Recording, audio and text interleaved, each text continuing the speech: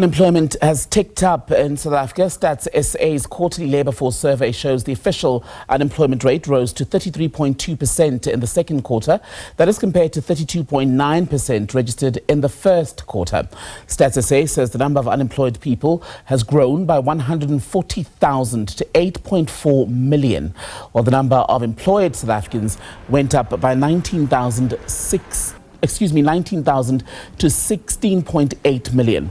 Discouraged job seekers, that number has gone down, pardon me, I'm making a mess of this, it's gone down by 28,000. That's about 0.8%, while the number of people who are deemed not economically active for reasons other than discouragement has remained unchanged for the second quarter. The expanded unemployment rate for the second quarter decreased by 0.2 percentage points, coming in at 42.9%. Let's take this further then, talk further about these unemployment figures. We're fortunate enough to be joined on the program from the Bureau for Economic Research by economist Nkosiphindile Shange. Good to have you on the program. So lots of numbers to get through. Nkosiphindile, you would have heard me stumble there once or twice. But when you look at it, 33.2% of South Africans jobless in the second quarter, and it feels as though when it comes to the fight against unemployment in South Africa, we take one step forward and 2 or 3 backwards. Exactly, that's the case. So what's happening here is the crux of it all is that we are struggling to create enough jobs. So if you look at the quarter-on-quarter number, we actually added 19,000 jobs, but unfortunately we had lost 291,000 jobs in the first quarter. And even if, when you look at these numbers on a year-on-year basis, we've actually had added 150,000 jobs this quarter compared to the same quarter last year. But the issue is the workforce is growing. So there are more people who are willing to work, who are seeking employment, but there aren't enough jobs in the country to absorb them as the economy remains under pressure. And why aren't we creating enough jobs? Is it a matter of those with the power to employ people not having the ability to do so at the moment, or are they choosing not to for other factors? So it's a combination of quite a few things. So the first one is, if you analyze the numbers, so it also depends. So for those who are seeking employment who have a university degree, unemployment for them is only 12%. But for those who have less than a matric, the unemployment rate there is 40%. So it's a matter of skills shortage, because the available positions cannot be filled by the job seekers who do not have the required skill. But then again, the economy has other structural issues. So we've seen more jobs being added in areas such as renewable energy, where more projects have been flowing. But unfortunately, the general fixed investment has been low in the country, about 14% compared to the 2000s, where it's averaged above 18%, at one point peaking at 23%. So it's a matter of the economy remaining under pressure, industries not investing, struggling, and this depressed demand, which we see in the domestic economy and the global economy. Our exports have relatively remained low, especially in the manufacturing sector. We've only seen better exports in the commodities sector, and and there aren't any serious movements within mining. Yes, it's good. They added 3,000 jobs in this quarter, but the earnings there are not really translating into jobs. And industries such as manufacturing, we've seen, if you look at the PMIs, the manufacturing survey, we've seen employment remaining depressed because of this struggle in low outputs due to depressed demand.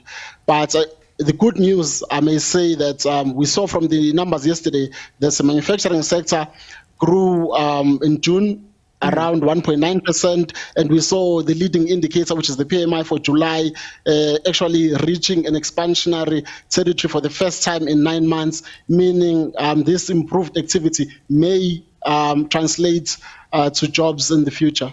And what might the US tariffs, especially if they remain at 30% because government is unable to negotiate better terms with the Trump administration, what might those mean for South Africa's joblessness crisis? For now, the direction is clear, but in terms of the actual numbers, it's difficult to say. But this is actually will cause significant negative effects, mainly in agriculture and the manufacturing sector, particularly the automotive sector. So, and metals to an extent, directly and indirectly through the automotive sector. But the issue is, as much as in the agricultural sector, this tariff will affect about 4% of our exports, but these are concentrated to a few farmers or manufacturers within the Western Cape, and this is in the tune of billions of rands, and we are yet to see how this will affect the main exporters and the downstream guys that they work with. And maybe the last point would be on the automotive sector. We've already seen it's remaining depressed from the generally low disposable income. People were not buying new cars, not fixing old ones, not buying car parts. And unfortunately, this is again a sector that is being affected. At first, we are facing the increased Chinese competition. Now with the tariff, so we may see some job losses there, ranging from anything 5 to 10,000, because some of the original equipment manufacturers have indicated that they're planning to close shop by the end of 2027 if they do not receive the required support. And we've seen also Mercedes has come out explaining the challenges that they are facing, and they do hope sort of help that will come through from government, especially in the negotiations with the American counterparts. I quickly want to squeeze this in because the report from Stats SA flagged this issue that unemployment, the disparity is still very clear between men and women. In fact, I think unemployment among women is at about 35% compared to men who are sitting at around 31%. What are the reasons for women who make up the majority of this country's population not getting jobs as much as men do? Yeah, so it's also due to historical reasons. So there's a career and qualifications gap between men and women. So men tend to be more qualified than women, but they also tend to take more long-term employment, as usually women earn less wages due to things like maternity leave, and maybe also choosing to stay at home more than men do. Men work longer hours, So it's a combination of a whole lot of things.